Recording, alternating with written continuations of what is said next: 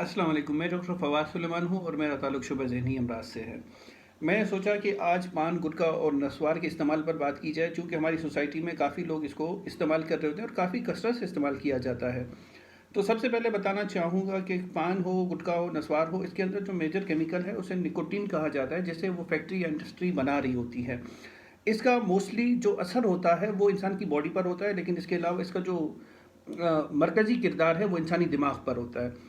अब दिमाग के अंदर जो मौजूद केमिकल्स होते हैं उसमें निकोटीन एक्साइटेशन मतलब तेज़ी क्रिएट कर देता है, जिसकी वजह से जब तक ये मिकदार निकोटीन की इंसान की बॉडी में रहती है तब तक उसको थोड़ा सा अच्छेपन की कैफियत महसूस हो रही होती है, जिसको फीलिंग ऑफ वेल बीइंग कह रहे होते हैं, या इंसान को उस वक्त जो है अच्छा महसूस हो रहा होता है। और जैसे ही वो निकोटीन की कंसंट्रेशन जो मिकदार है खून में कम हो जाती है तो फिर मूड जो है उसी हालत में आ जाता है।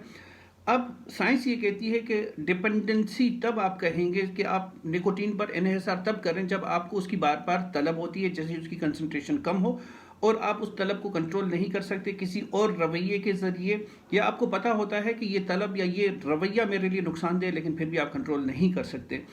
अब बात करते हैं कि लोग इसको स्टार्ट कैसे करते हैं। तहकीक ये साबित करती है, दोस्त हजरात या कुछ पेशेंट्स ये कह रहे होते हैं कि हमने अपने फ्रेंड्स की कंपनी में स्टार्ट किया और फिर उसके बाद उनको ग्रेजुअली वो आदत जो है डेवलप हो जाती है और फिर वो उसका इस्तेमाल करते रहते हैं।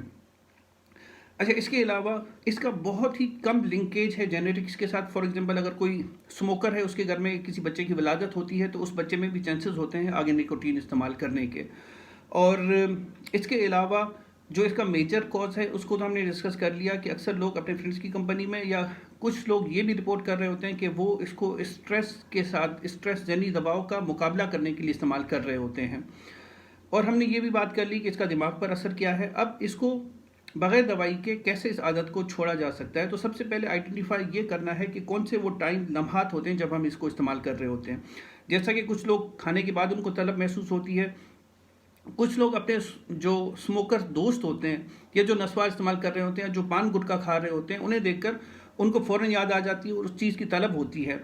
तो याद रखें, सबसे पहले सोच आती है, उसके बाद रवैया स्टार्ट होता है। फॉर एग्जांपल कि स्मोकिंग की सोच आई और उसके बाद मैंने स्मोक किया, पहले थॉट ख्याल आता है, फिर रवैया स्टार्ट होता है। तो हमें उस थॉट पर ही उसे कंट्रोल करने की ज़रूरत है कि खाने के बाद जब भी मुझे तलब हुई सिगरेट स्मोकिंग की, मैं स्मोकिंग नहीं करूँगा, मैं उस सोच पर कंट्रोल करूँगा, क्योंकि ये सोच मुझे ज़्यादा नुकसान देती है और इसका कोई लॉन्ग टर्म इफेक्ट नहीं है। ये आर्जी तौर पर कैफियत पैदा होती है, लेकिन इसका डैमेज ज़्यादा है, तो मैं ख़ुद को डैमेज होने से बचाऊँगा।